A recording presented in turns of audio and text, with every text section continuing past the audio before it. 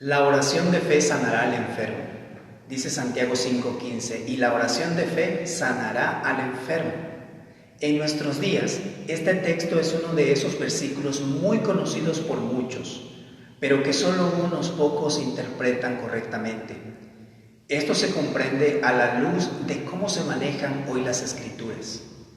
Al comenzar un libro sobre la interpretación de la Biblia, tienen conceptos equivocados. Es esencial que antes de ver este texto en particular, establezcamos algunos principios que nos llevan a entender mejor no solo el versículo, sino toda la Biblia. En primer lugar, recordemos que Pablo enseña a Timoteo la necesidad de interpretar las Escrituras con extremo cuidado.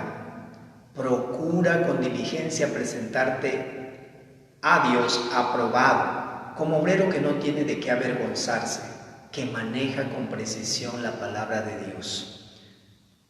La labor del maestro en la palabra de Dios no es solo interpretar la palabra, sino hacerlo de la manera correcta, hasta el punto de ser preciso en la enseñanza bíblica. Lo que estamos enseñando es la palabra de Dios, la manera en cómo Dios se ha expresado, y eso conlleva mucha responsabilidad.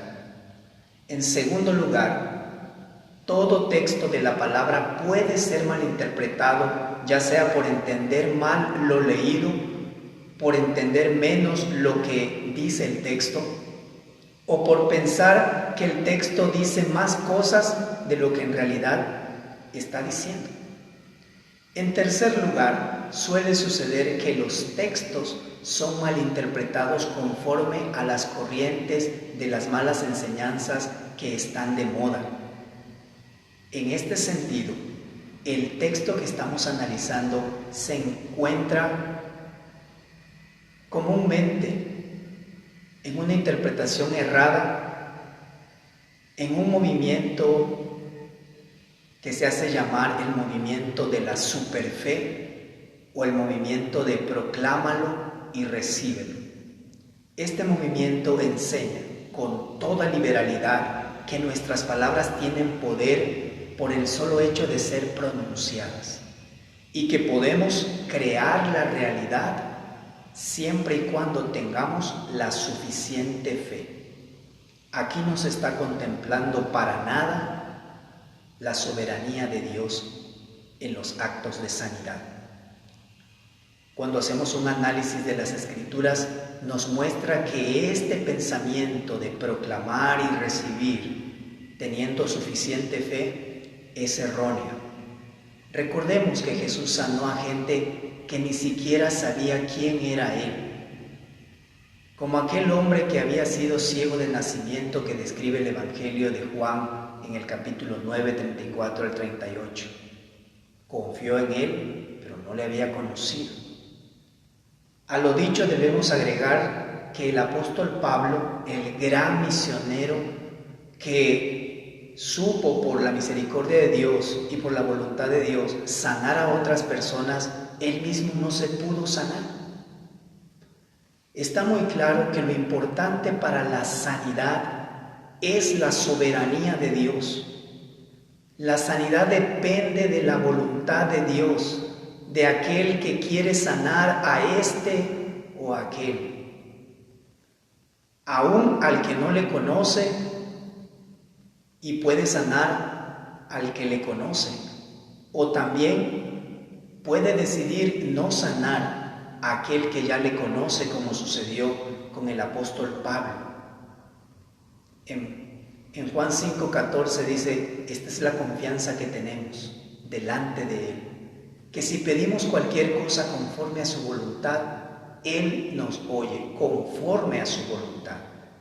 Santiago está de acuerdo con esta verdad que Juan enuncia, pues un poco antes del texto que estamos analizando, había expresado lo siguiente: más bien debieran de decir, si el Señor quiere viviremos y haremos esto o aquello, si el Señor quiere.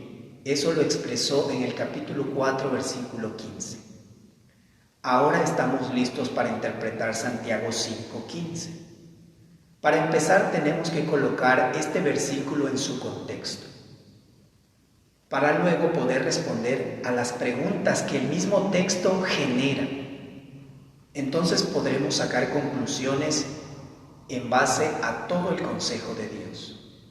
Dice Santiago 5, del 13 al 18. ¿Sufre alguien entre ustedes? Haga oración. ¿Está alguien alegre? Que cante alabanzas.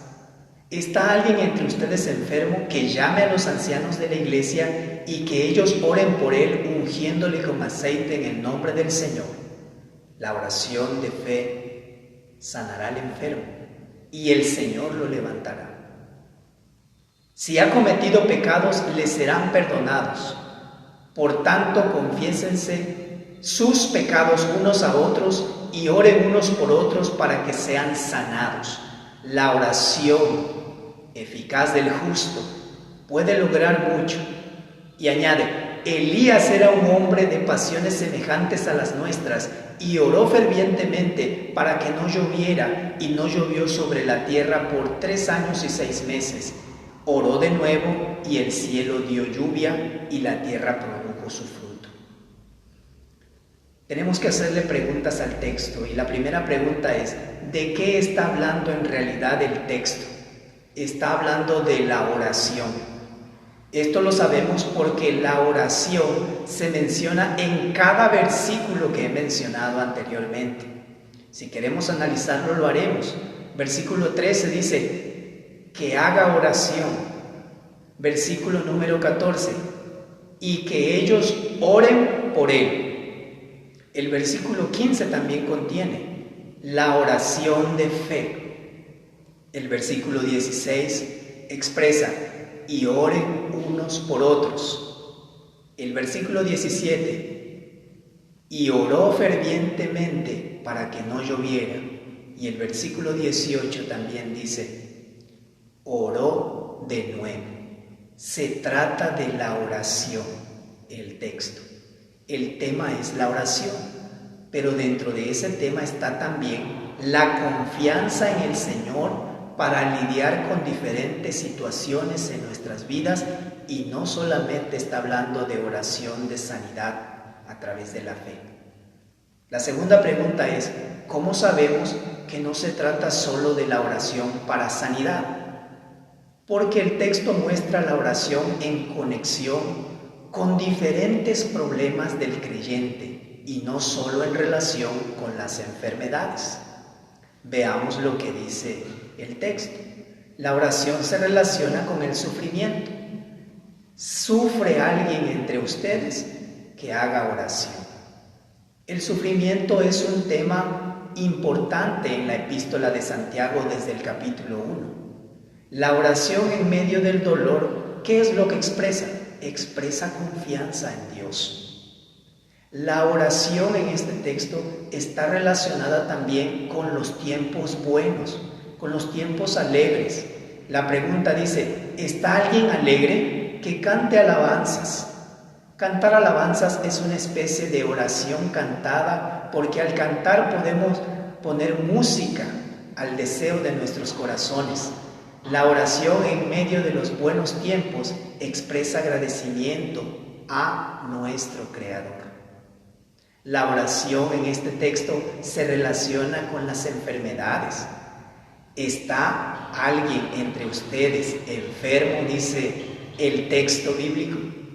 Que llame a los ancianos de la iglesia, y que ellos oren por él, ungiéndole con aceite en el nombre del Señor. La oración se relaciona con la enfermedad y la posible presencia de pecados en nuestra vida. Dice, y el Señor lo levantará, y si ha cometido pecado, le serán perdonados.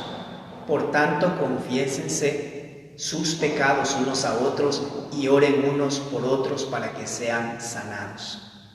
Sabemos que no toda enfermedad es el resultado del pecado, pero también sabemos que algunas enfermedades sí son el resultado del pecado en la vida de los creyentes. Entonces el texto nos está diciendo que se trata de oración y de la confianza en Dios, no solamente de orar por sanidad. La oración se relaciona con la intervención de Dios para resolver problemas de disfunción de la naturaleza que está afectada por el pecado. Ahí es donde entra el ejemplo de Elías.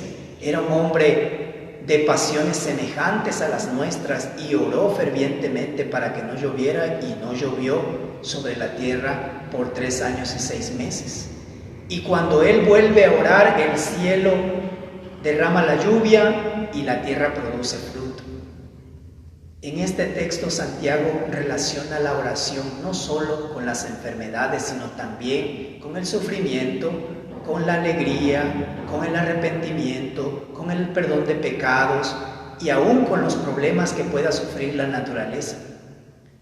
Con este entendimiento, que es muy vital, podemos saber que como creyentes debemos confiar en Dios para resolver cada uno de los problemas que vienen a nosotros, pero siempre sabiendo que es la voluntad de Dios la que se ha de manifestar.